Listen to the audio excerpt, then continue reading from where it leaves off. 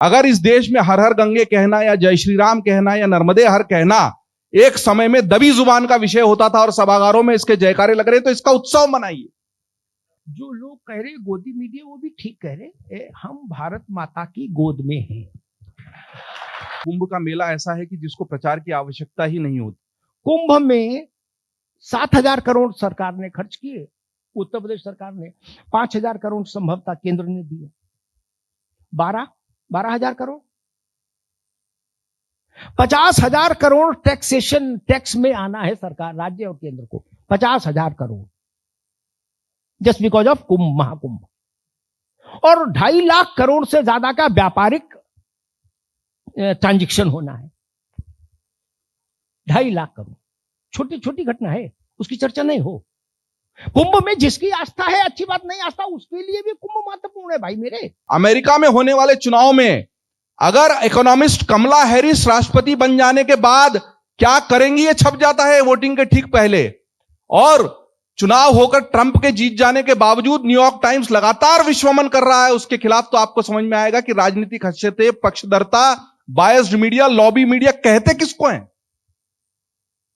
उसके मुकाबले कई गुना बेहतर पत्रकारिता भारतीय में हो रही। जो खराब है उसको मैं बचाव नहीं कर रहा हूं, कुछ पत्रकार गलत कर रहे हैं, कुछ मीडिया हाउस गलत कर रहे हैं, लेकिन उसकी वजह से सारे लोग खराब नहीं हो गए। आप 2,000 रुपए का, 3,000 रुपए का जूता या जैकेट खरीदते वक्त नहीं सोचते, लेकिन अखबार आपको 2 रुपए में चाहिए। उसकी स्याही और कागज की कीमत मिलाकर वो 25 रुपए में छपता है। अगर आपको बात ही करनी है तो उसकी इकोनॉमिक्स की भी बात कीजिए। जमींदार के यहां भी जो उसका चेला होता था, वो कहता था अखिल ब्रह्मांड नायक है जमींदार, जबकि अपने गांव से आगे उनको कोई नहीं जानता।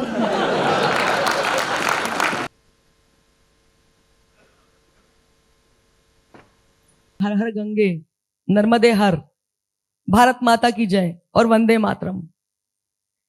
सवाल यहां पर खड़ा होगा, क्यों ये सारी बातें, क्यों? क्या ये पत्रकारिता में समाहित है? तो हमारे बीच हैं जयदीप जी, और मैं यहां से बात आपसे यहीं शुरुआत करना चाहूंगी कि जब हम बात करते हैं राष्ट्र की, जब हम बात करते हैं राष्ट्रीयता की, जब हम बात करते हैं भारतीयता की, जब हम बात करते हैं अपनी बातों की, जब हम बात करते हैं अपनी जमीन की, अपनी मिट्टी की, अपने पानी की, तो उस पर जो प्रतिप्रश्न उठते हैं, प्रतिप्रश्न वो कहे जाते हैं कि यह पत्रकारिता के तत्व नहीं है। तो भारतीयता के, पत्रकारिता के तत्व आखिर है क्या? तो इसी बात को विस्तार देते हैं। जयदीप जी, मैं आपसे अनुरोध करती हूँ कि आप बताएं कि भारतीयता के, पत्रकारिता के जो तत्व हैं वो कैसे हैं।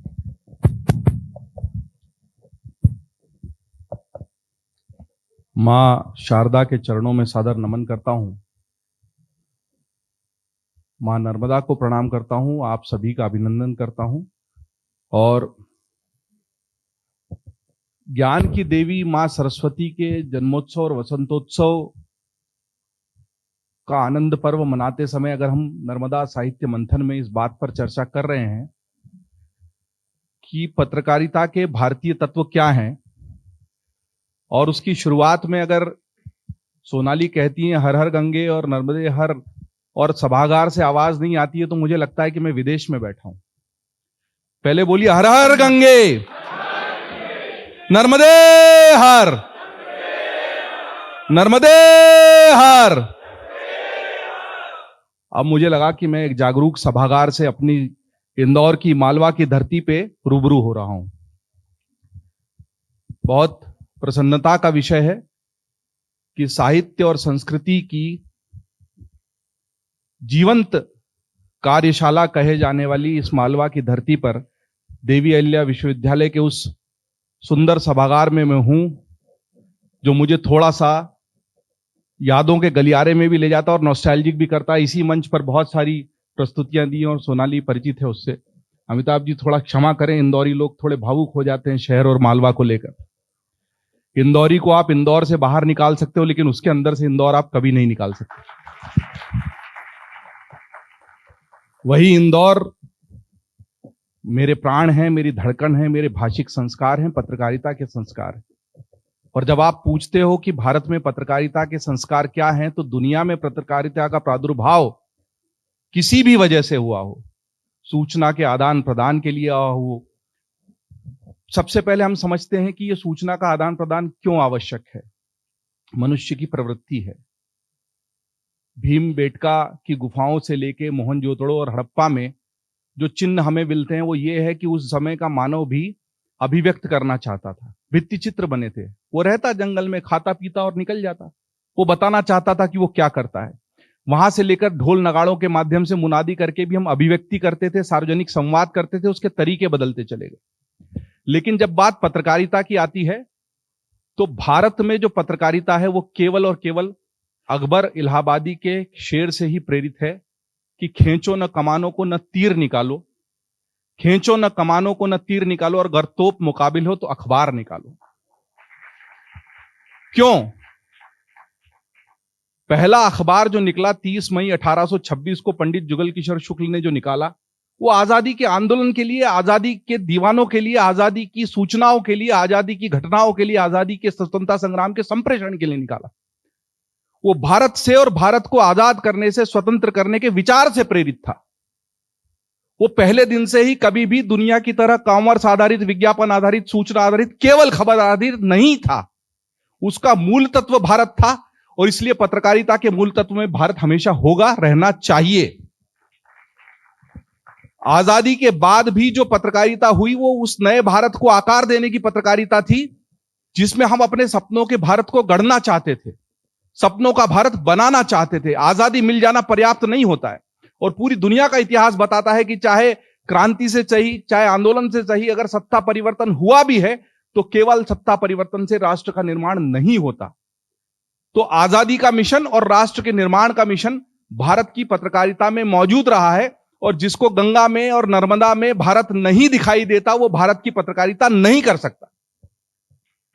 उसको भारत की माटी से जुड़ाव होना, भारत से जुड़ाव होना आवश्यक है। तो आप अगर पूछती हैं कि भारत में पत्रकारिता का तत्व क्या है, भारत में पत्रकारिता का तत्व यह है कि भारत की सभ्यता, संस्कृति, इतनी लंबी संघर्ष यात्रा को समझते हुए जो हमने 75-76 साल पहले आजादी प्राप्त की, और उस आजादी को हम नया आकार देकर फिर एक नया भारत गढ़ने की जो संकल्पना कर रहे हैं, उसमें योगदान देने वाली जो पत्रकारिता है, उसके बाद हम अच्छा, बुरा, सच, ये बहुत सारी बातें आगे आप पूछेंगी तो उस पर भी जवाब दूंगा। लेकिन मूल तत्व यही है कि जिस पत्रकारिता में भारत है, भारत के प्रति जवाबदेही है, भारत के संस्कारों और सरोकारों की समझ है, वही पत्रकारिता, क्योंकि वो शुरू ही वहीं से होती है जहां से भारत की संघर्ष यात्रा शुरू होती है। लेकिन जब हम इसे बात करते हैं प्रचार की या सूचना के विस्तार की, तो यहीं पर हमारे ऊपर आरोप लगाए जा रहे हैं कि बहुत ज्यादा प्रचार करने से जो अभी जो आपदा हुई, जो घटनाक्रम हम देख रहे हैं प्रयागराज में, उसका भी दोष या ठीकरा, अच्छा करने का श्रेय मीडिया को कभी नहीं मिलता है, लेकिन अगर कुछ बुरा होता है तो उसका पूरा ठीकरा मीडिया पर फोड़ा जाता है कि ज्यादा प्रचार प्रसार करने से ही ये दुर्घटनाएं हुई। तो मैं जानना चाहती हूँ कि क्या ये सही है? मुझे लगा था कि हम भारतीय पत्रकारिता की लंबी यात्रा करेंगे और अमिताभ जी भी हैं, लेकिन आपने उस संजीदा विषय को छेड़ा है जो इस वक्त भी मुझे भीतर से थोड़ा सा झकझोरता है और विचलित भी करता है, क्योंकि मैं खुद उस घटना के एक दिन पहले तक वहीं प्रयागराज की धरती पर संगम में था। उस कुंभ मेले का मैंने बहुत जबरदस्त आनंद लिया, संगम में डुबकी लगाने का सौभाग्य मुझे मिला। लेकिन आपने जो विषय पूछा है, इनको दो तरीके से अलग करके देखना पड़ेगा। पहले तो ये कि प्रचार, तो कुंभ का मेला ऐसा है कि जिसको प्रचार की आवश्यकता ही नहीं होती है। कुंभ के मेले में लोग पंचांग देखकर आ जाते हैं। आधुनिक युग है, आधुनिक को वायसराय ने पूछा था और पंडित मदन मोहन मालवीय ने उत्तर दिया था। ये बहुत सब चर्चित किस्सा है कि इतने सारे लोगों का इनविटेशन कैसे छपता है, कैसे आते हैं। तो बाय इनविटेशन होता नहीं है, लेकिन हाँ, सूचना का युग है, जानकारी का युग है, प्रचार का युग है, तो उसका प्रचार भी होता है। 4 साल में एक बार होने वाले ओलंपिक खेलों का प्रचार नहीं होता है क्या? 4 साल में एक बार होने वाले ओलंपिक खेलों को लेकर दुनिया का मीडिया दीवाना होता है कि नहीं होता है? और उसके बावजूद ओलंपिक के खेलगांव में कोई दुर्घटना होती है तो उसके लिए क्या वो प्रचार जिम्मेदार है? उसके लिए वहां की व्यवस्था और वहां का तंत्र जिम्मेदार है। स्थानीय स्तर पर जो प्रशासनिक लापरवाही हुई है उसको अगर पत्रकारों ने उजागर भी किया था और उसकी तरफ ध्यान नहीं दिया गया है तो वो जिम्मेदार है। ये दोनों अलग तत्व है। बहुत सारे लोग गए और हम बात कर रहे थे कि अगर 10 करोड़ लोग आएंगे, एक भारतीय मानस की प्रवृत्ति है। मैंने वहां से भी अपने लाइव में कहा था, मैं फिर मंच से कह रहा हूं, ये जो कुंभ मेले हैं, ये जो सिंहस्थ हैं, ये जो अर्ध कुंभ हैं, ये जो कल्पवास हैं, ये जो चलते हैं, वो आपके और हमारे जैसे लोग जो वीडियो पर, टीवी पर, फेसबुक पर आते हैं उनकी वजह से नहीं चलते हैं। संस्कृति के इस प्रवाह की गठरी को उन लोगों ने अपने सर पर उठाया है जो 20-20 किलोमीटर पैदल चलकर अपने सामान को सर पर लगकर मुझे वहां मेले में दिखाई दिए। अगर कोई मुझसे सवाल पूछता है कि 1000 वर्षों के आक्रमण के बावजूद भी जो इतनी बड़ी बड़ी सभ्यताएं नष्ट हो गई, जो हम कहते हैं ना कि यूनान और मिस्र रोमा सब मिट गए जहां से, यूनान और मिस्र रोमा सब मिट गए जहां से, अब तक मगर है बाकी नामो निशा हमारा। और कुछ बात है कि हस्ती मिटती नहीं हमारी, कुछ बात है कि हस्ती मिटती नहीं हमारी, सदियों रहा है दुश्मन दौरे जहां हमारा। तो वो जो कुछ बात है ना, वो कुछ बात ये है, अब इनका कुछ अज्ञान भी है, लेकिन उनके अज्ञान ने ही उनको बचाकर भी रखा है। ज्यादा ज्ञानी लोग कहते हैं कि अरे क्या जाना वहां, कभी भी डुबकी लगा लो, अरे क्या जाना कुंभ में, अरे कुंभ का मेला बेकार है, बकवास है, ज्यादा पढ़ लिए भाई तुम। वो गठरी उठाकर भारत को ढो रहा है, भारत की संस्कृति को ढो रहा है, और आज से नहीं सदियों से ढो रहा है। लेकिन अगर आप केवल लाल बत्ती में आने वाले लोगों की व्यवस्था करते हैं और इनकी व्यवस्था का ध्यान नहीं रखते हैं, तो यह गलत है, और इस गलती को मैं हर मंच से कहूंगा। लेकिन उन लोगों ने ही संस्कृति का संवरण कर रखा है। लेकिन उनकी ना समझी ये है, जो मैंने भी वहां बात की कि भाई तुम 10 बजे आ गए, 11 बजे संगम तट पर पहुंच गए, अब तुम, मैंने पूछा भाई आ गए हो तो नहाओ और जाओ। अब वो कह रहा है कि भोरे ही नहाएंगे, हम तो साहब भोरे ही नहाएंगे। अब मैं उसको कह रहा हूं कि यहां से वहां तक सब संगम ही, भाई पानी आपस में मिल गया तो संगम का ही जले, हम तो यहीं नहाएंगे। इसका इलाज हमारे पास नहीं है, व्यवस्था के पास है। जब आप तिरुपति बालाजी जाते हो, काशी विश्वनाथ जाते हो, माता वैष्णवी देवी जाते हो, यहां ही पास में महाकाल जाते हो, तो दर्शन की कतार है और वहां पर आपको एक सीमित समय तक रुकने दिया जाता है। अगर उससे ज्यादा लंबे समय तक वहां लोग रुक रहे हैं तो जो स्थानीय स्तर के अधिकारी है, शायद वो उस प्रवृत्ति को नहीं समझ पाए, और उस प्रवृत्ति की नासमझी से ये हुआ। मुझे लगता है कि चूंकि आपने विषय छेड़ा है, हम सब मिलकर जो कुछ भी वहां पर दिवंगत आत्माएं, जो वहां पर जो मौत हुई है, हादसा हुआ है, उन सबको श्रद्धांजलि देते हैं, विनम्र श्रद्धांजलि देते हैं, और परम पिता से कामना करते हैं कि वो उनको श्री चरणों में स्थान दे। दुखद था, नहीं होना चाहिए, आगे ऐसा ना हो, इसकी व्यवस्था हो तो बात ठीक रहेगी। आपने कहा क्या प्रचार से हुआ? सारे कार्यक्रमों का प्रचार होता है, दुनिया के सारे कार्यक्रमों की चर्चा होती है, ज्यादा लोगों तक बात पहुंचाने का प्रयत्न होता है। लेकिन अगर आप मानते हैं कि सिर्फ प्रचार की वजह से हादसा हुआ, तो मैं इससे असहमत हूं। यही बात अमिताभ जी से मैं अलग प्रकार से पूछना चाहती हूँ। जब बात करते हैं हम धर्म की, तो मीडिया को कई बार बायस्ड कहा जाता है, पक्षपात एक तत्व है, निष्पक्ष पत्रकारिता भारतीयता का एक तत्व है, भारतीय पत्रकारिता का एक तत्व है। और जब हम बात करते हैं पत्रकारिता की, तो क्या पत्रकारिता में धर्म समाहित नहीं रहेगा किसी भी प्रकार से? देखिए, पहले तो मुझे लगता है कि निष्पक्ष कुछ भी नहीं होता इस धरती पर, पत्रकारिता भी नहीं हो सकती। हम सरकारों के मामले में निष्पक्ष हो सकते हैं, नेताओं के मामले में निष्पक्ष हो सकते हैं कि कांग्रेस दिग्विजय सिंह है कि विजय वर्गीय है, इसमें निष्पक्ष हो जाएंगे। सही, जो सही काम करेगा उसको सही कहेंगे, गलत कहेगा गलत कहेंगे। लेकिन हम भारत के पक्ष में खड़े हैं, हम भारत के आत्म तत्व के पक्ष में खड़े हैं, इसलिए हम निष्पक्ष नहीं। हम भारत माता के पक्ष में खड़े हैं, इसलिए हम निष्पक्ष नहीं। एक व्यवहारिक उदाहरण देता हूं। भारत और पाकिस्तान युद्ध हो जाए और आप मुझसे कहें कि भाई अमिताभ जी आप निष्पक्ष पत्रकारिता नहीं कर रहे, तो आई एम सॉरी, हम भारत के पक्ष में खड़े हैं। हम कांग्रेस, भाजपा, सपा, बसपा, फलाना ढिकाना, इसमें पारदर्शी रहेंगे, निष्पक्ष रहेंगे, तटस्थ रहेंगे। कबीरा खड़ा बाजार में सबकी मांगे खैर, ना काहू से दोस्ती ना काहू से बैर। यह भारत के बाद के लिए लागू है, भारत के लिए नहीं। भारत से हमारी आत्मा का बंधन है, आत्मा का संबंध है। पहला प्रश्न आपने पूछा था जयदीप जी से कि भारत के तत्व, पत्रकारिता में भारत के तत्व पत्रकारिता, मैं कहता हूं भारत के लोक जीवन में भारत का तत्व है, और भारत ही नहीं, हर देश के लोक जीवन में उसका एक आत्म तत्व होता है। पहला तो ये समझने की बात है कि भारत का आत्म तत्व है क्या। हर देश का आत्म तत्व, हर समाज का आत्म तत्व, उस आत्म तत्व से कुछ भी अलग नहीं हो सकता, कुछ भी पृथक नहीं हो सकता। पत्रकारिता भी नहीं हो सकती। जो कि इसी समाज में रह के पत्रकारिता है और समाज के लिए ही है, देश के लिए ही। जैसे मैं देखता हूं कि राम, कृष्ण और शिव, लोहिया ने कहा कि भारत को इन तीन को समझे बिना आप नहीं समझ सकते। तो ये तीन भारत का आत्म तत्व का एक वो है, स्वरूप है, राम, कृष्ण और शिव।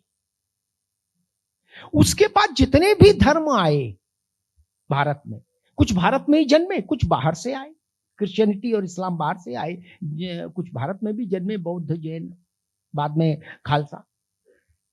लेकिन भारत का आत्म तत्व वही रहेगा, शिव, राम और कृष्ण। बाकी सबके लिए दरवाजा खुला, लेकिन एक मूल तत्व भारत का सनातन है। तो सनातन के प्रति आप निरपेक्ष नहीं हो सकते और होना भी नहीं चाहिए। अभी कुंभ की बात हुई थी, तो 2,500 वर्ष पहले भगवान बुद्ध का परिनिर्वाण हो गया। उन्होंने अपने एक उपदेश में कहा, यानी 2,500 वर्ष पहले कहा होगा, कि क्रोधी व्यक्ति कुंभ भी नहाए तो मोक्ष नहीं होता। इसका मतलब 2,500 वर्ष पहले भी कुंभ की गरिमा थी, महत्ता थी। 2,500 वर्ष पहले जब दुनिया के दो प्रमुख धर्मों का जन्म भी नहीं हुआ होगा, सोचिए, तब भी कुंभ था। तो वो भारत का आत्म तत्व का हिस्सा हो गया, भारत के मूल तत्व का हिस्सा हो गया। तो पत्रकारिता को आप अगर ये चाहें कि हम भारत की आलोचना में शामिल हो जाएं, तो वो पत्रकारिता भारत के आत्म तत्व के विरुद्ध हो जाएगी। भारत, और हां, एक बात जरूर ध्यान देने की है कि सरकार भारत नहीं, कोई सरकार भारत नहीं हो सकती, ये ध्यान रखिए। हमने उस नारे का प्रतिकार किया जिसको उस समय के कांग्रेस के अध्यक्ष देवकांत बरुआ ने बेंगलुरु के कांग्रेस के अधिवेशन में मंच इंदिरा जी की उपस्थिति में कहा कि Indira is India, India is Indira, Indira he Bharat, Bharat he India. हम इस बात को स्वीकार नहीं कर सकते। कोई व्यक्ति भारत का सिंबल नहीं हो सकता, नो, न पहले न आज। और यही भारत के सातत्य का एक बड़ा कारण है कि हमने किसी व्यक्ति को भारत का चेहरा नहीं घोषित किया। इसीलिए इंदिरा गांधी की आलोचना, उनका समर्थन तथ्यों के आधार पर होगा। वही हाल आज की जो सत्ता में है, उनके साथ भी वही नियम लागू। भारत तो 150-55 करोड़ लोगों का सामूहिक चेहरा है। तो जो उनके दुख हैं, जो उनके कष्ट हैं, हम उनके साथ पक्षपाती हैं, हम उनके साथ खड़े हैं, हम उनके पक्षधर हैं। लेकिन इसी संदर्भ में भी 2 दिन पहले ही एक व्यक्ति, अब हमारे यहाँ तो हम पत्रकारिता में और जनसंचार में किसने कहा और कब कहा और कौन है, ऐसा 5W1H के साथ ही चलते हैं। तो नाम न लेते हुए कहती हूँ कि किसी ने कहा कि कोई मीडिया के मतलब बिका हुआ है मीडिया, जो गोदी मीडिया की एक टर्म है, गोदी मीडिया है या ये मीडिया सिर्फ इनका ही है। तो इसके बारे में आपका क्या कहना है? मुझे लगता है कि जो लोग कह रहे गोदी मीडिया, वो भी ठीक कह रहे। हम भारत माता की गोद में हैं, वो भी ठीक कह रहे, गलत नहीं कह रहे। नहीं, ये एक इसमें थोड़ा सा मैं विरोध है मेरा, कि दिल को बहलाने के लिए ख्याल अच्छा है, लेकिन विरोधियों के पास के लिए उत्तर तो आपको देना पड़ेगा। मैं हम बता, उन्हें थोड़ा समय दीजिए। एक जो मेरे मन का था वो उत्तर दे दिया, एक तर्कपूर्ण उत्तर दे मतलब एक हृदय का उत्तर दे दिया। आप चाहते कि मैं दिमाग में करूं तो मैं वो भी कर दूंगा, अच्छा सा कर दूंगा, कोई समस्या नहीं। दिमाग का भी उत्तर दे दूंगा, उसको गांठ में बांध के सब लोग रखिए। जो मैंने पहली बात कही वो तर्क से परे आत्मा की बात है, ठीक है ना। वो हर पीढ़ी पर लागू होती है कि मैं भारत माता की गोद में हूं। इससे बड़ी बात तो क्या हो सकती है। खैर, अब आपने दूसरी बात कही, उसका मैं एक उत्तर देता हूं। ये गोदी मीडिया क्या होता भाई, ये धारणा ही नॉनसेंस है। नॉनसेंस इसलिए हमने अपने 36-37 साल के करियर में हर दौर में नेताओं के प्रिय पत्रकार देखे, हर दौर में सरकारों के कृपा पात्र पत्रकार देखे। वो शहीद थे क्या? आज भी है। मैं दुनिया की नहीं जानता, मैं अपनी जानता हूं। कोई भारत की कोई सरकार, उत्तर प्रदेश की कोई सरकार, देश के किसी राज्य की कोई सरकार, मंच से कह रहा हूं, कोई नेता ये नहीं कह सकता कि अमिताभ जी की लिखी हुई एप्लीकेशन मेरे पास पड़ी है कि हमको कोटा दे दो, परमिट दे दो, राशन की दुकान दे दो, बंदूक colour. No, not at all, never. मेरी कसौटी पर जितने प्रधानमंत्री मेरे पत्रकारी जीवन में आए, मुझे सुनने वाले पढ़ने वाले लोग जानते हैं, एक ही कसौटी रही, एक ही नपना रखा, दो नपने नहीं रखता। और दलों के साथ भी वही था। हां, ये मैं अच्छी तरह जानता हूं, दुलरुआ हर सिस्टम में रहे हैं, दुलारे लोग। उन्होंने पैसा पैदा किया, क्या इंदौर में नहीं है? जाने न जाने तू ही न जाने, बात तो सारा जाने है। पान वाले से पूछ लीजिए कौन कैसा पत्रकार है, वो बता देगा। इसमें बौद्धिक विमर्श की क्या जरूरत? भाई जिसने मॉल बनवा लिया, कॉम्प्लेक्स बनवा लिया, जिसकी गाड़ियां चल रही हैं, बस चल रही है, वो पत्रकार है। नहीं तो प्रॉपर्टी डीलिंग करिए, किसी पार्टी में आ जाइए, किसी नेता के चेले बन जाइए, चिंटू बन जाइए, जीवन आनंद में कटेगा। क्या कहीं साम्यवाद, कहीं राष्ट्रवाद, कहीं वामपंथ, कहीं दक्षिण पंथ, कोसी पंथ का एक टैग लगा लीजिए और माल काटिए। मैं इंदौर में एक बार पहले आया था, एक कार्यक्रम था, देवन जी बैठे उनके, वो तब भी मैंने यही बात की, पत्रकारिता सहज नहीं है, इसको साधने के लिए साधना करनी होगी। मंत्र क्या है वो हम बोलते हैं मंच से, मंत्र क्या है? ऋषि ने कहा तो मंत्र हो गया, और हमने कहा तो सामान्य बात। क्यों? ऋषि के कंठ में तप का बल है। पत्रकार हो, नेता हो, सार्वजनिक मंच से बोलने वाला कोई भी व्यक्ति हो, जिसके पास आचरण का तप नहीं है, उसकी कही बात इधर से सुनी इधर से निकल जाएगी। ये जानिए, ताली बज सकती है, बात हृदय में नहीं जाएगी। आचरण का तप चाहिए नेता को भी और पत्रकार को। यही बात मैं आपसे जानना अब मैं नाम लेके बताती हूँ कि 2 दिन पहले हमारे यहाँ के विद्यार्थियों ने विरोध प्रदर्शन किया और राहुल गांधी ने कहा कि सारा मीडिया अडानी और अंबानी का है। तो मैं ये मीडिया के ऊपर जो प्रश्न लगे हैं इस प्रकार के, क्या गोदी मीडिया की बात जो मैंने कही, या मीडिया, तो मीडिया एक बहुत बड़ा संपूर्ण तंत्र है जिसको सिर्फ एक छोटी इकाई के रूप में बात करके लोग घेरते रहते हैं। तो मुझे लगता है कि इस पर विचार और विस्तार करें। मैं बहुत अच्छी बात की है अमिताभ जी ने भी, लेकिन थोड़ा सा समय चाहूंगा, क्योंकि ये एक बहुत बौद्धिक विमर्श है, पत्रकारिता के विद्यार्थी भी हैं और भारत की संस्कृति को, उसके प्रवाह को सहेजने संजोने के काम में प्राणपण से जुटे बहुत सारे ऐसे कार्यकर्ता हैं जिन्होंने अपना जीवन ही इसी के लिए दिया है। मैं आप सबको सबसे पहले प्रणाम करता हूं, अपने लिए ताली बजाइए आप। कुछ समझना पड़ेगा भारत के बारे में, क्योंकि पत्रकारिता और भारतीय तत्व, तो जो विषय हम ले रहे हैं ना, तो 3 बहुत महत्वपूर्ण शब्द हैं इसमें। उसमें सबसे पहला शब्द मेरे लिए है भारतीयता, दूसरा है पत्रकारिता और तीसरा है तत्व। अब लगातार 1000 वर्षों तक आक्रमण और गुलामी सहने की वजह से हम अपनी भारतीयता का जश्न मनाना ही भूल गए थे। हमको ये लगने लगा था कि भारतीय होना शायद शर्म की बात है।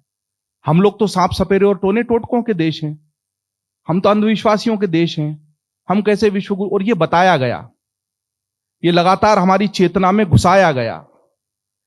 हमें जी हुजूरी और दरबारी चाकर होने की प्रशिक्षण के एक सांचे से निकाला गया और उस सांचे को तोड़ने की हर कोशिश का विरोध करने वाली एक विचारधारा इस विश्व में है, और उसके षड्यंत्र को हम नहीं समझेंगे तो हम कभी ना कभी मीडिया को इसकी या उसकी गोदी में बिठाते रहेंगे।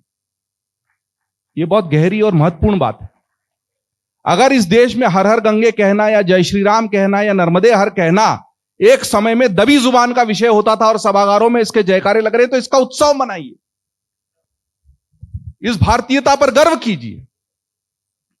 और किसी को इसको कहने में अगर शर्म आती है तो वो इस भारत देश में होने का अधिकारी नहीं है। क्योंकि वो भारत को नहीं समझता। इसमें धर्म का कोई लेना देना नहीं है। चूंकि वो घटना मेरे जहन पर चस्पा थी, लेकिन आपने कुंभ का पूछा, क्यों नहीं जश्न मनाएंगे? दुनिया के किसी देश के पास इतने बड़े समागम और इतनी प्राचीन परंपरा का कोई प्रमाण है तो बताओ, और उनके पास नहीं है तो उनकी जलन और ईर्ष्या का मेरे पास कोई उत्तर नहीं। पहली बात यह समझनी पड़ेगी। अब आपने कहा कि कोई राहुल गांधी कह रहे हैं कि मतलब मीडिया जब किसी और की गोद में बैठा रहे तो आपको अच्छा लगता है, और उसकी गोद से उतरकर अगर वो भारत और भारतीयता की बात करता है तो आपको बुरा लगता है। अमिताभ जी ने अच्छी बात कही कि वो भारत मां की गोद में बैठा है। चूंकि मैं पत्रकारिता का विद्यार्थी हूं और अभी भी पत्रकारिता का ही प्रशिक्षण करता हूं, मैं कहता हूं मीडिया किसी की भी गोद में नहीं बैठा है, वो बैठा है पाठकों और दर्शकों की गोद में। और पाठकों और दर्शकों की गोद ही उसके लिए सबसे बड़ी है और सबसे प्यारी है। उनको उसको समझना पड़ेगा और दुलारना पड़ेगा। हां, कोई गोद अगर ऐसी थी जिसमें से बहुत बरसों तक उतारने की चेष्टा के बाद भी मीडिया नहीं उतर पा रहा था और उसको उतर जाने का दुख लोगों के मन में है, तो उसका कोई इलाज नहीं।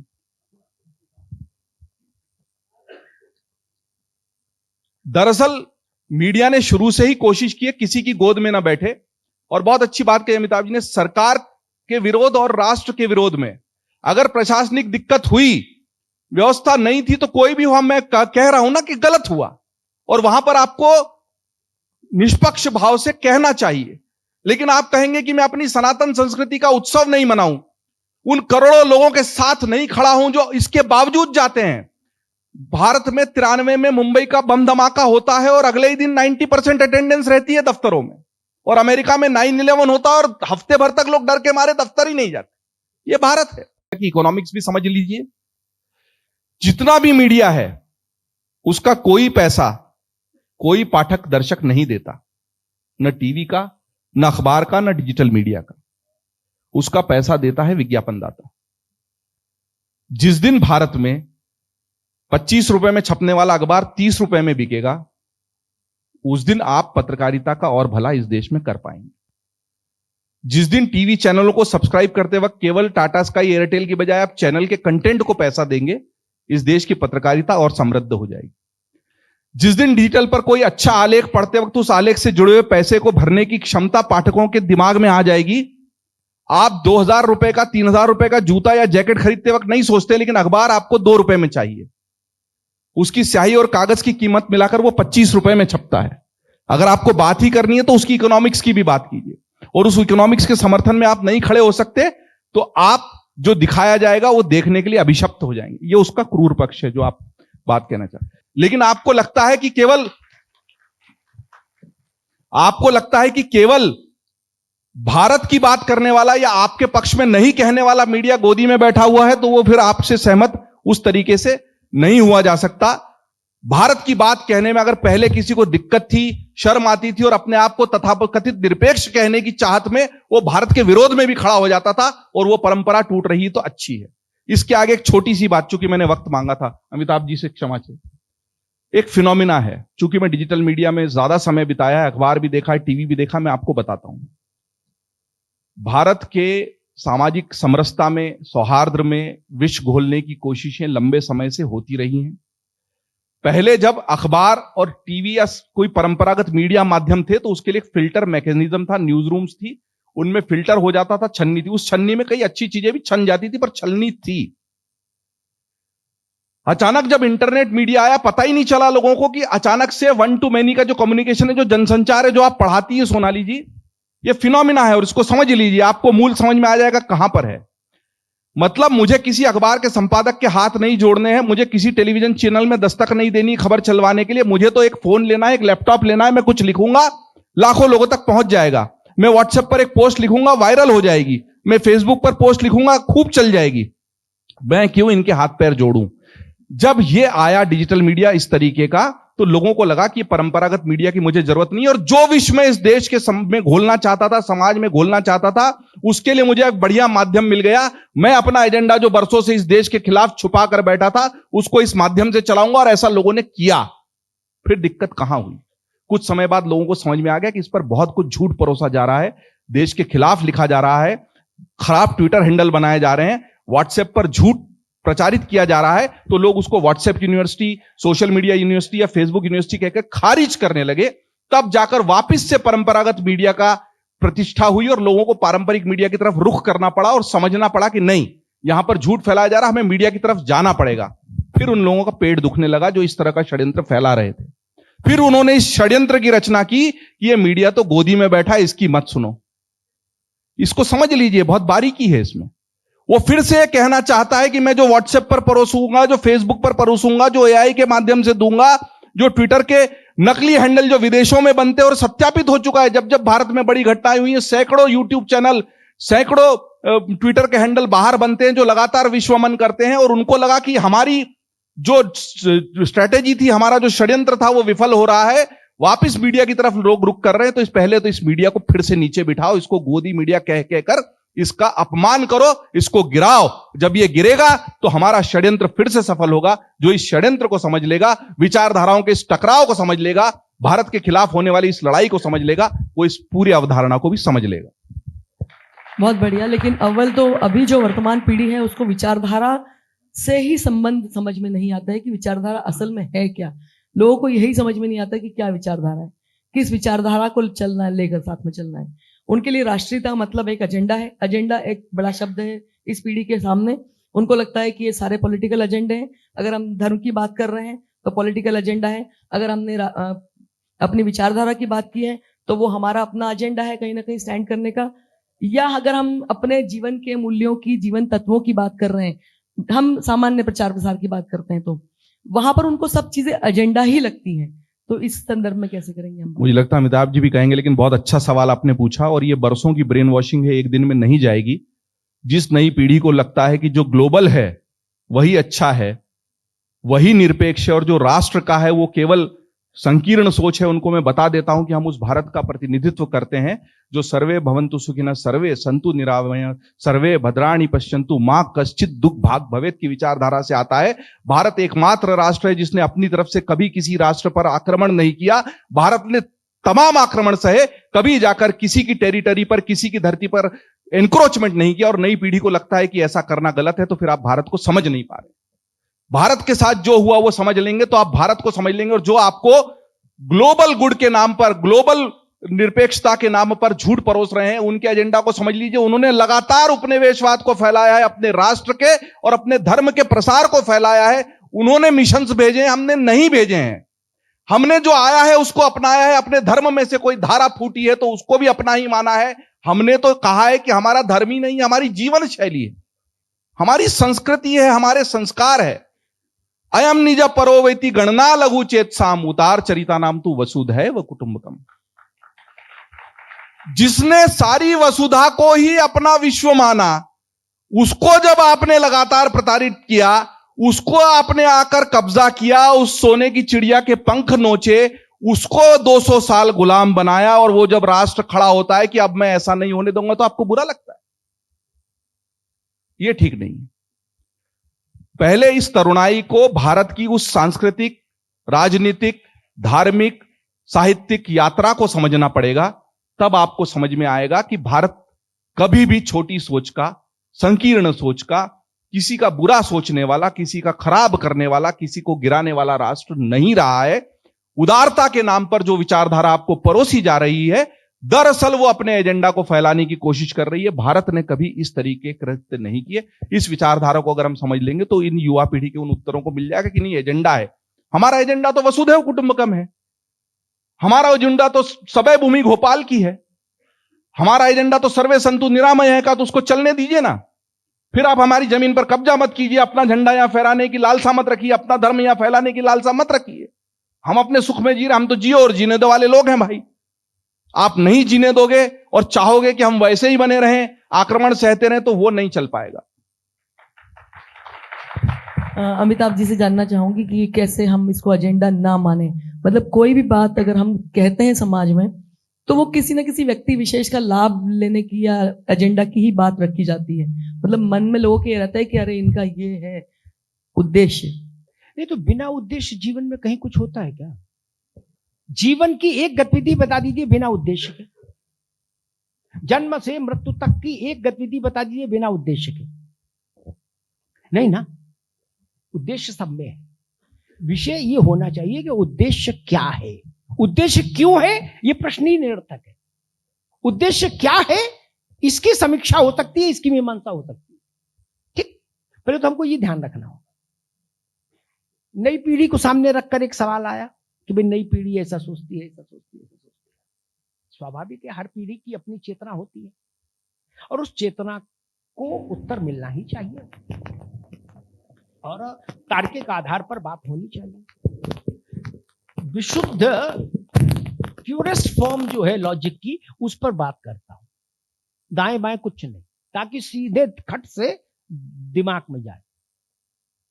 जिन लोगों ने अयोध्या को 80s में देखा, 80 के दशक में, वो अयोध्या की स्थिति से परिचित थे। रिक्शे पे चलो तो रिक्शा पलट जाए तो हाथ पर टूट जाए। अयोध्या भर में एक होटल नहीं, अयोध्या में फैक्स नहीं था, फैजाबाद जाके फैक्स करना पड़ता था। क्या? तब फैक्स चलता था जब हम कवर करने जाते थे 80s में। अयोध्या में रामलला आए, छोड़िए आपकी श्रद्धा है नहीं है, उस पर बहस में नहीं जाना चाहता कि क्यों नहीं है, वो रामभद्राचार्य जी चर्चा करेंगे कुंभ में। बाबा के का भी डोमेन छोड़ देना चाहिए। मैं कहता हूं, अब जो लोग अयोध्या जाते हैं, वे नहीं जाते हैं और इंटरनेट पर ही सर्च करके देख लीजिए। अयोध्या ने हमारे यहाँ एक वो है, शास्त्रीय धारणा है, 84 कोसी परिक्रमा अयोध्या में, पंचकोशी, 14 कोशी और 84 कोश की परिक्रमा। 84 कोश की परिक्रमा मैंने दिमाग लगाया कि जब पढ़ते थे तो प्रकार होता था ना एक गणित में घुमाने वाला, मैडम आप तो टीचर है, आप जानते हैं। तो रामलला का गर्भगृह जहां है वहां प्रकार रखिए यदि, भाई बड़ी बात है, और चारों तरफ घुमा दीजिए, ठीक, तो 84 कोस हो जाएगा। ठीक, 250 किलोमीटर का परिवृत्त आता है आज के दौर में। 250 किलोमीटर के चतुर चार दीवारी मान लीजिए, परकोटा मान लीजिए आध्यात्मिक तौर पर, उस परकोटे की भौतिक तौर पर तस्वीर बदल गई। आध्यात्मिक छोड़िए, भौतिक तौर पर तस्वीर बदल गई। गेंदे की खेती के लिए 8,000 रुपया कच्चा बीघा लीज पर नहीं, मतलब 8,000 देने वाला नहीं मिलता था। आज 2.5 लाख रुपए, 3 लाख रुपए में नहीं मिल रहा। अभी मैं एक समारोह में गया था, वहां मैंने बात रखी थी, फिर दोहराता हूं।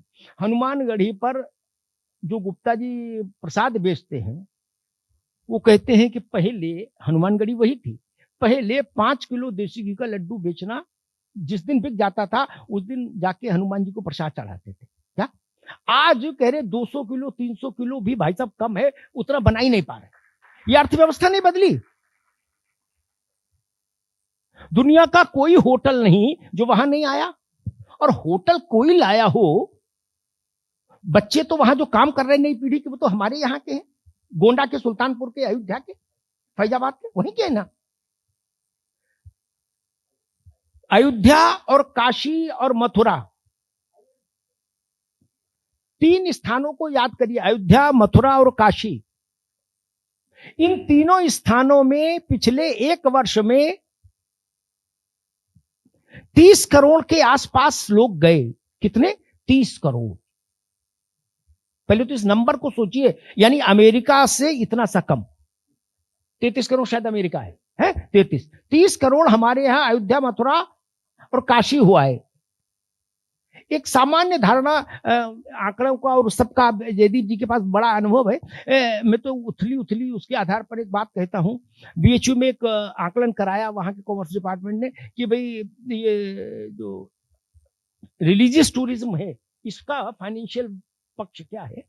तो बात निकल कर आई, घर से घर तक आदमी 3,000 रुपया न्यूनतम खर्च करता है। 30 करोड़ लोग, 3,000 रुपए, काशी, मथुरा, अयोध्या। अर्थव्यवस्था घूमी कि नहीं घूमी? घूमी ना। कुंभ में 7,000 करोड़ सरकार ने खर्च किए, उत्तर प्रदेश सरकार ने 5,000 करोड़ संभवतः केंद्र ने दिए, 12,000 करोड़। 50,000 करोड़ टैक्स में आना है सरकार, राज्य और केंद्र को, 50,000 करोड़, जस्ट बिकॉज ऑफ कुंभ, महाकुंभ। और 2.5 लाख करोड़ से ज्यादा का व्यापारिक ट्रांजैक्शन होना है। 2.5 लाख करोड़, छोटी छोटी घटना है, उसकी चर्चा नहीं हो। कुंभ में जिसकी आस्था है, अच्छी बात, नहीं आस्था उसके लिए भी कुंभ महत्वपूर्ण है भाई मेरे। इसलिए कुंभ एजेंडा नहीं है, कुंभ भारत का आर्थिक एजेंडा भी है। भारत एक वो हुआ था कि भारत में जो हिंदू तीर्थ स्थान है वो और मंदिर जितने हैं बड़े छोटे मिला के, वो कितने लोगों को डायरेक्ट रोजगार दे रहे हैं मंदिर और उसकी क्रियाविधि से जुड़े। तो आया था 5.5-6 करोड़, यानी स्मॉल स्केल सेक्टर जो है भारत का, उससे थोड़ा सा कम व्यापार जीवन जीने का आर्थिक संसाधन भारत के मठ मंदिर और तीर्थ उपलब्ध करा रहे हैं। इसलिए महत्वपूर्ण नहीं क्या ये? कोई सरकार इतना रोजगार नहीं दे सकती, मोदी जी की हो, इंदिरा गांधी की रही हो, किसी की रहे, क्या दे सकती है? नहीं ना। 1000 लोगों की नौकरी देने में तो सरकारों को पसीना छूट जाता है, लाठी चलती है, गोली चलती है, पेपर आउट होता है ना। यहां करोड़ों लोग पिछले 3 साल से कुंभ की तैयारी चल रही है। मैं कुंभ के शुरू होने से 2 महीने 1.5 महीने पहले भी कुंभ गया था देखने कि तैयारियों में क्या हो रहा। हजारों कारीगर लगे थे, हजारों कारीगर लगे थे। पानीपत जाइए, वहां भारत का सबसे बड़ा कालीन उद्योग, अरे कंबल उद्योग है। वहां के लोग कह रहे भाई साहब कुंभ ने हमको तार दिया, क्या मशीनें बंद नहीं हो रही 6 महीने से। ये तो समझ आना चाहिए। अब दूसरी बात, हम लोग असल में क्या है कि अपनी अपनी मन से धारणाएं बना लेते हैं और जमीन पर जाके उनका सत्यापन नहीं करते कि मेरे मन ने जो सोचा वो सत्य है या सत्य नहीं। ये आप सत्य पे लाए हैं, इसी पे फिर से आते हैं और भारतीयता के ये वाले तत्व पे बात कर लें आप। एक मिनट, काशी जाइए गंगा आरती पर।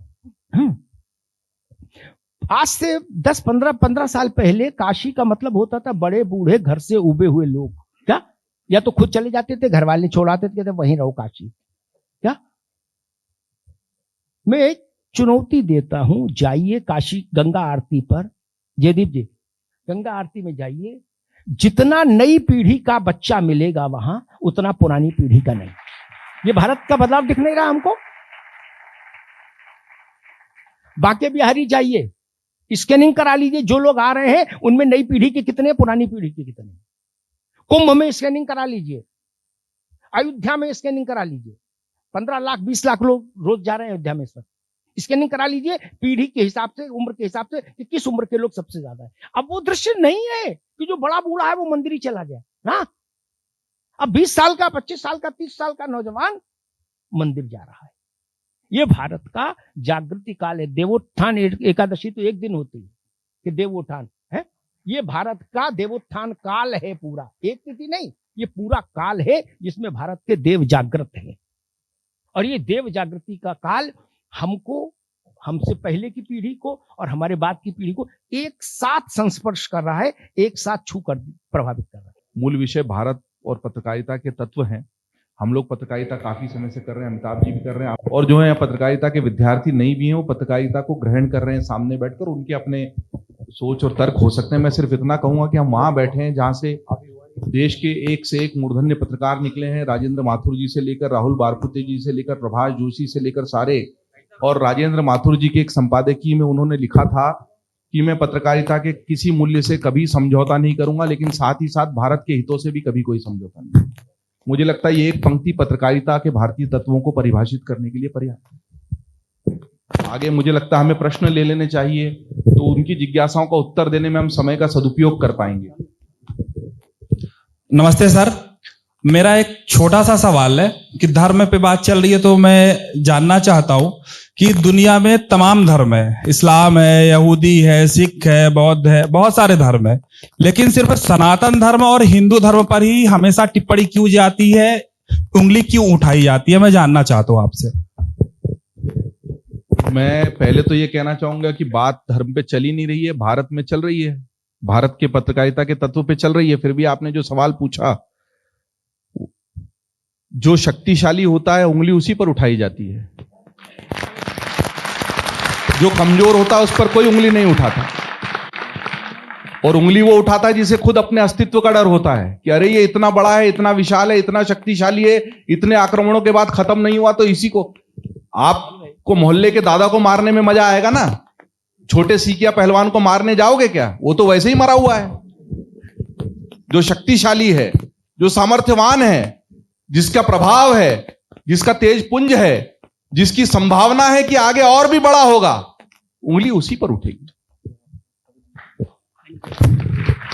सर मेरा एक क्वेश्चन है आपसे कि दुनिया ले लीजिए, या तो अमिताभ जी से पूछिए या मुझसे पूछिए। आपसे सर आपसे जी बताइए। सर जैसा कि हम जानते हैं कि कोई भी चीज आदर्श संभव नहीं है इस दुनिया में, तो पत्रकारिता भी कहाँ किस लेवल तक ये आदर्श है या नहीं है, क्या आप इसमें कुछ हमें बता सकते हैं? क्योंकि इस हर चीज के अपने पॉजिटिव और निगेटिव दोनों पॉइंट होते हैं, और आप दोनों के व्याख्यानों से हमें ये चीज पता चली है, तो सर आप इसमें प्रकाश डालिए पीछे।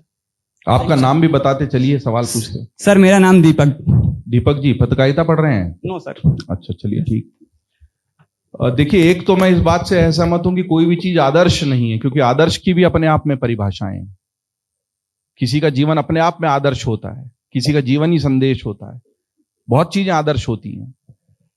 पत्रकारिता बहुत सारे मामलों में आदर्श नहीं रही जैसी वो होनी चाहिए थी। उसका कारण यह है कि जहां भी क्षरण हुआ है वो पूरे समाज में हुआ है।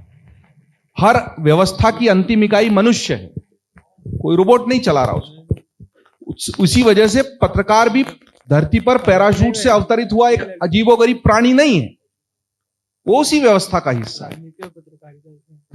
अगर हम कहते हैं कि चौथा स्तंभ है तो विधायिका, न्यायपालिका, कार्यपालिका, इसमें हुए भ्रष्टाचार को तो हम मानते हैं, लेकिन हम मानते हैं कि, और अगर पत्रकारिता से ये उम्मीद की जाती कि इनके अत्यंत सामाजिक पतन और क्षरण के बावजूद पत्रकारिता जो है वो अपने नैतिकता का, अपने आदर्शों का मूल्य परचम सबसे ऊंचा फहराने लगे, तो मुझे सबसे ज्यादा पॉजिटिव बात यही नजर आती है कि कम से कम कहीं तो उम्मीद की किरण कायम। क्षरण हुआ है, लेकिन थाने में एफआईआर नहीं होने पर अगर आप पत्रकार को फोन करते हैं और नेता के यहां सुनवाई नहीं होने के बाद भी आप खबर छपवाना चाहते हैं, या कलकत्ता का कांड भी तब चर्चित होगा जब मीडिया में आएगा, और निर्भया को भी न्याय तब मिलेगा जब मीडिया में आएगा, तो मीडिया को लेकर हमारी उम्मीद जिंदा है, और इसी उम्मीद के साथ मैं पत्रकारिता करता रहूंगा। हेलो सर, क्या राजनीति पत्रकारिता की स्वतंत्रता पर प्रत्यक्ष या परोक्ष रूप से विराम या अल्प विराम प्रकार से मतलब प्रत्यक्ष या परोक्ष रूप से राजनीति पत्रकारिता पर पूर्ण विराम या अल्प विराम कुछ विषयों पर लगाती है, और सभी देशों में होता है। भारत में कितने मैं समझ गया आपका सवाल, कितना ज्यादा दबाव है भारत की राजनीति सवाल पर? मैं गढ़ देता हूं, आप नाम बताइए। दिव्यांश दुबे। दिव्यांश जी, क्या है कि खराब कॉपी को अच्छे करने का काम जिंदगी भर किया है, तो अधूरे सवाल को मैं पूरा कर देता हूं। क्या पत्रकारिता में राजनीतिक हस्तक्षेप होता है, और अगर ऐसा होता है तो क्या वो केवल भारत में होता है या वैश्विक स्तर पर भी होता है? आपने अभी अमेरिका के दोनों राष्ट्रपतियों के चुनाव को गंभीरता से फॉलो किया है कि नहीं किया है?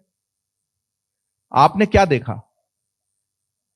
भारत के मीडिया पर गोदी में बैठने का आरोप लगाने वाले एक बार उस तरफ झांक ले। हम पत्रकारिता के भारतीय तत्व की बात कर रहे हैं ना, फर्क यह पड़ता है कि आप दुनिया को किस दृष्टि से देख रहे हैं। अगर आप अमेरिका की और यूरोपीय देशों की दृष्टि से देख रहे हैं तो आपको इजराइल में होने वाला और अरब देशों का जो संकट है वो मिडिल ईस्ट क्राइसिस नजर आएगा, मध्य पूर्व का संकट नजर आएगा, क्योंकि उनके लिए हम पूर्व हैं और हमारे लिए वो पश्चिम एशिया का संकट है। इसमें फर्क हो जाता है। ऐसे ही अमेरिका में होने वाले चुनाव में अगर इकोनॉमिस्ट कमला हैरिस राष्ट्रपति बन जाने के बाद क्या करेंगी, ये छप जाता है वोटिंग के ठीक पहले, और चुनाव होकर ट्रंप के जीत जाने के बावजूद न्यूयॉर्क टाइम्स लगातार विश्वमन कर रहा है उसके खिलाफ, तो आपको समझ में आएगा कि राजनीतिक हस्तक्षेप, पक्षधरता, बायस्ड मीडिया, लॉबी मीडिया कहते किसको हैं। उसके मुकाबले कई गुना बेहतर पत्रकारिता भारतीय में हो रही। जो खराब है उसको मैं बचाव नहीं कर रहा हूं, कुछ पत्रकार गलत कर रहे हैं, कुछ मीडिया हाउस गलत कर रहे हैं, लेकिन उसकी वजह से सारे लोग खराब नहीं हो गए। आप पूछ रहे हैं राजनीतिक हस्तक्षेप होता है क्या? अरे हम उसी इंदौर शहर में बैठे हैं जहां पर इमरजेंसी में खाली संपादकीय छपा था। हम उस इंदौर में बैठे हैं जहां पर प्रेस में अखबार नहीं छप पाया अगले दिन का, इसलिए उसकी बिजली काट दी गई थी। हम उस भारत में हैं जहां पर एक अखबार समूह के मालिकों पर इसलिए छापा मार दिया गया था कि वो लगातार सरकार के खिलाफ लिख रहे थे। इस देश के संपादकों के टेलीफोन लाइनें काट दी गई थी। उस जमाने में लाइसेंस से टेलीफोन मिलते थे। तब से अब तक राजनीति का हस्तक्षेप पत्रकारिता में होने की कोशिश होती रही है।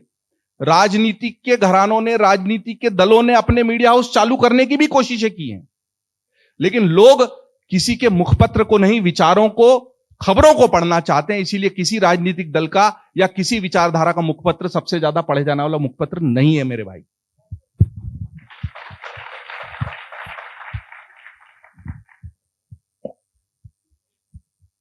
सर नाम बता दीजिए। मोहन वैष्णव, शुजालपुर से। आदरणीय अमिताभ जी से मेरा प्रश्न है।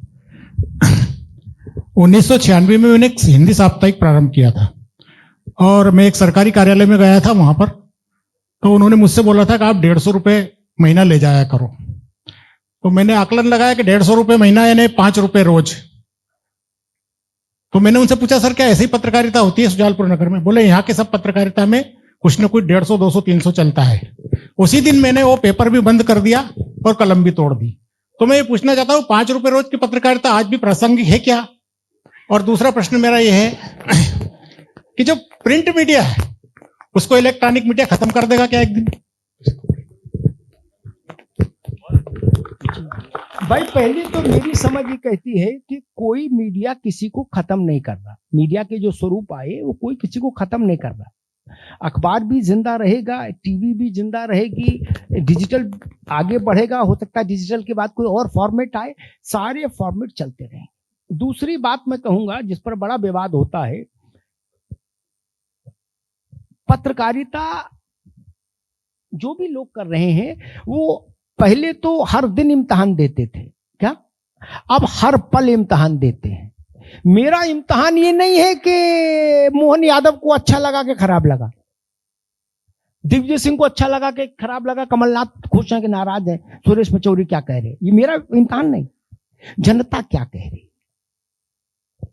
नेता तो 5 साल में जाता है जनता की अदालत में, हम तो हर क्षण है, हर बुलेटिन से जनता की अदालत में खड़े हैं और 1 मिनट में खारिज करके बता देती है। कोई जबरन किसी को कुछ नहीं पढ़ा दिखा सकता है, जान लीजिए।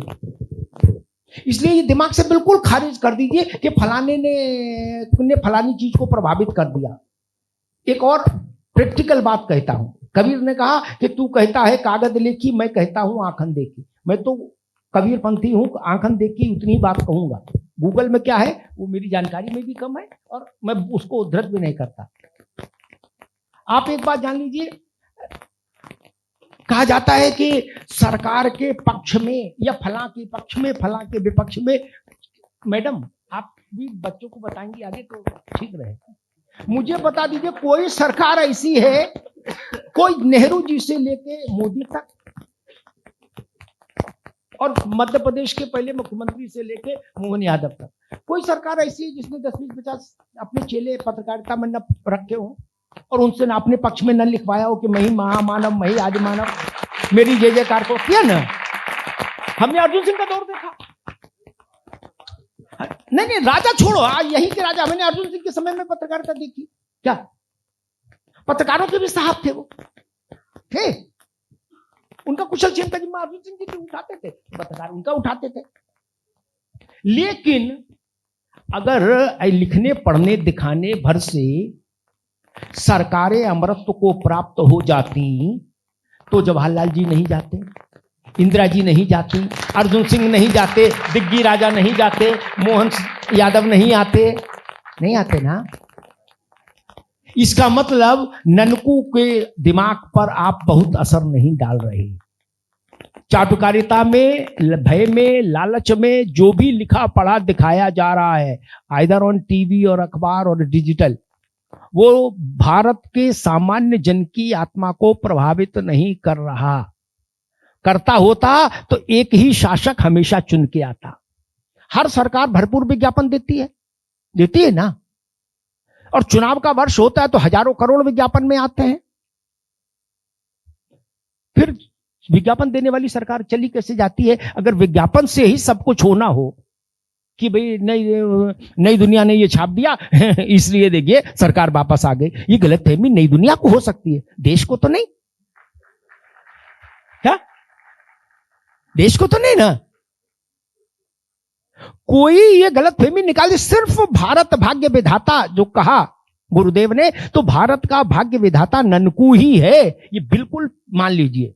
ठीक, किसी के लिखने पढ़ने बोलने से प्रायोजित अच्छी बात बोलेंगे तो ननकू उसको सार सार को गही रहे थोता दे उड़ाए समझ लेगा, लेकिन वो उसकी घ्राण शक्ति बहुत है भारत के सामान्य व्यक्ति की। वो ऐसे सूंघता है, कहता नकली खबर है क्या।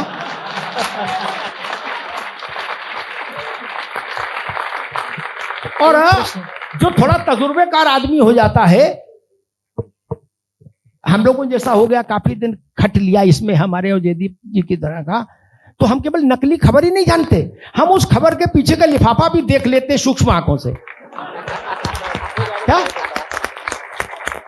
या कई बार प्लॉट दिख जाता है, कई बार पानी के टैंकर दिख जाते हैं, कई बार बस का लाइसेंस दिख जाता है, कुछ कुछ दिख जाता है खबर की, उसका असर नहीं होता। इसलिए आप जो लोग दुबले हो रहे हैं, अपनी सेहत खराब कर रहे हैं कि ऐसा क्यों छप जाता है, छपने दीजिए, हर युग में छपा। जमींदार के यहां भी जो उसका चेला होता था वो कहता था अखिल ब्रह्मांड नायक है जमींदार, जबकि अपने गांव से आगे उनको कोई नहीं जानता था। अरे भाई वो चेले को भी 4 रुपए चाहिए जब अपना खर्चे के लिए, बीड़ी पीने के लिए नहीं, आप क्यों लूट ले रहे हैं इतना। नहीं, केवल और केवल निर्णय भारत का सामान्य व्यक्ति करता है।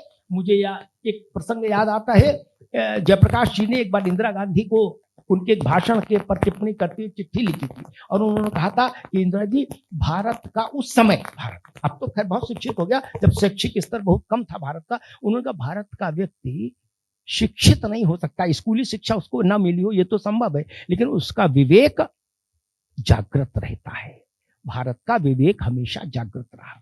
भारत मौन रहता है, लेकिन जब निर्णय करता है तो इंदिरा गांधी को वापस भेज देता है क्या। उस वक्त तो अनुशासन पर्व था, देश में जय जयकार हो रही थी तब, इसलिए इतना लोड मत लीजिए। और एक बात अच्छी थी जो जयदीप जी ने कही, आपको जिस टकसाल से जूनियर इंजीनियर बिजली का मिल रहा है, पीडब्ल्यूडी का, पार्षद मिल रहा है, एमएलए मिल रहा है, भावी वर्तमान भूतपूर्व है, मास्टर मिल रहा है, सिपाही टीआई मिल रहा है, उसी टकसाल से पत्रकार आ रहा है। पत्रकार के लिए कोई दूसरी टकसाल है नहीं, तब उसी में अच्छे बुरे सब आएंगे मित्र। नेता भी खराब और अच्छा है, अधिकारी भी, पत्रकार भी। छलनी लगाने का काम आपका है, आप मतलब भारत की जनता का। आप जानते हैं कौन व्यक्ति सही लिख रहा है, कौन गलत लिख रहा है, आप जानते हैं, क्योंकि आप जमीन पर हैं। इसलिए इसमें कदे दुबले होने की कोई चिंता मत करिए, अपना स्वास्थ्य खराब मत करिए, कहीं कुछ नहीं बिगड़ा जा रहा। जो लोग चारण स्तुतियां कर रहे हैं, उनकी स्तुतियों का अर्थ भी जनता जानती है, और जो बिना अर्थ के निंदा कर रहे हैं, उनके निंदा के पीछे का षड्यंत्र भी दुनिया जानती है।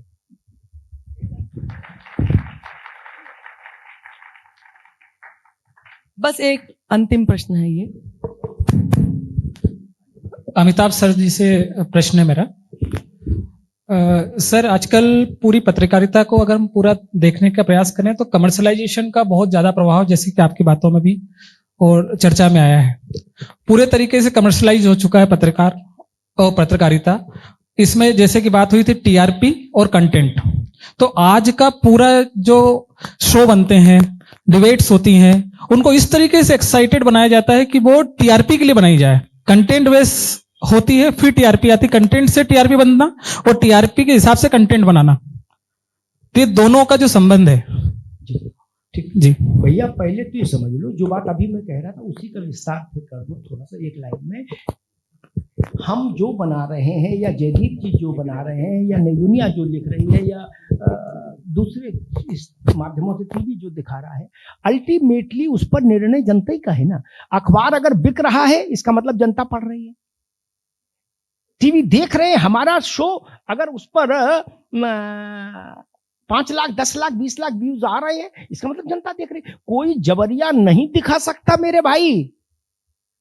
और एक बात कह दूं, मैं तो प्रैक्टिकल आदमी हूं, इसीलिए बुरा भला भी हो जाता है कई बार, लोगों को थोड़ा अच्छा लगता है, कई बार खराब भी लगता है। जिन नेताओं को, जयदीप जी एक नई बढ़िया बात है, आपके भी काम आएगी डिजिटल में, जिन नेताओं को पहले जब वो बोलने आते थे उनको कॉन्करेंट लाइव व्यूज, ये जयदीप जी बेहतर बता देंगे बाद में कि कॉन्करेंट लाइव व्यूज क्या होता है। कॉन्करेंट लाइव व्यूज जिनके 20,000 25,000 आते थे, वो नेता उन्हीं पदों पर है, लेकिन अब 5,000 क्रॉस नहीं हो रहे, 5,000 क्रॉस नहीं। चेले भी उनके उतने ही हैं, चेले भी कहीं नहीं गए, पेड अनपेड चेले उतने ही हैं, फिर क्यों नहीं व्यूज बढ़ रहे? बोलो सियावर रामचंद्र की जय। ये जनता की ताकत है। मैं नाम नहीं लूंगा, मैं नाम भी ले सकता था, लेकिन यहां मंच पर नाम लेना ठीक नहीं, क्या बड़े लोग हैं, इसलिए ये भ्रम निकाल दीजिए। और दूसरी बात, कॉमर्शलाइजेशन की बात आई, ये बात बहुत आती है। ये सेमिनार, हर समय पत्रकारिता से जुड़े हर सेमिनार का एक ये संपुट है। जैसे रामचरितमानस का अखंड रामायण पाठ कराओ तो उसमें संपुट होता है, दीनदयाल बिरुद संभारी, हरहुनाथ मम संकट बारी, दीनदयाल बिरुद संभारी। तो ये संपुट है जो भैया ने पूछा सवाल कि कॉमर्शलाइजेशन में बुरा नहीं।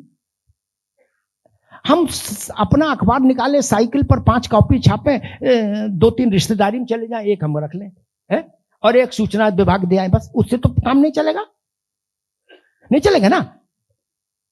बड़ी बात कहनी है तो बड़ा मंच चाहिए, और बड़ा मंच चाहिए तो बड़ी व्यवस्थाएं चाहिए। विश्व संवाद केंद्र ये अपने दफ्तर में कर लेता कार्यक्रम नहीं ना, तो व्याप्ति वहां तक नहीं जाती, तो संसाधन चाहिए। दूसरी एक बात कॉमर्शियलाइजेशन का, जिस ओर वो इशारा करना चाह रहे थे, एक सेमिनार हुई बहुत समय पहले, तब प्रभाष जी थे, गोविंदाचार्य जी भी थे, उसमें मुझे भी बोलने का अवसर मिला। बड़ी बड़ी बातें हुई, बाबू बनारसी दास से लेके और शुक्ल जी महाराज तक बात गई। मुझे अवसर मिला, मैं उन सब बड़े बुजुर्गों में कम उम्र का था। मैंने कहा कि साहब हम तो एक बात जानते हैं, कितना खड़ूस से खड़ूस मालिक हो, खड़ूस से खड़ूस, दुष्ट से दुष्ट, दिन भर लाइजनिंग करने वाला, नेताओं के यहां उठना बैठना, मिठाई फल फ्रूट ले जाने लाने वाला मालिक हो, कितनी खबरों में दखल दे सकता है? 5 दिन भर, 10, इससे ज्यादा तो नहीं ना। अखबार में 400 450 खबर छोटी बड़ी आ रही है, खड़ूस मालिक के नाम 25 खबरें निकाल दीजिए, क्या 425 में तो ईमानदारी बरतने का हमारे पास अधिकार है? क्या हम वहां गरीब को न्याय दे रहे हैं? और नहीं दे रहे तो कॉमर्शलाइजेशन का रोना मत रोइए, नहीं। और आखिरी बात, कौन क्या करता है भैया, एक ही लाठी सबको ना हाको। मेरा शो देखिए, उससे सत्ता को भी असहज होने का अवसर मिलता है, भगवान की दया से विपक्ष को भी असहज होने का अवसर मिलता है। एक ही चीज सुनिश्चित रहती है कि जनता सहज रहती है, जनता आनंदित रहती है। कौन क्या कह रहा, नाम लेकर टिप्पणी करिए क्या कि भाई फलाने फलाने अपने शो में ऐसा कर रहे हैं। वो पत्रकारिता का पर्याय नहीं हो सकता कोई एक व्यक्ति। जहां भी आपको गड़बड़ लगता है, उस व्यक्ति को देखना कम कर दीजिए, पढ़ना कम कर दीजिए, सुनना कम कर दीजिए, अपने आप नीचे आ जाएगा। गुब्बारा उड़ रहा है, उसमें से गैस निकल जाएगी, गुब्बारा जमीन पर आ जाएगा।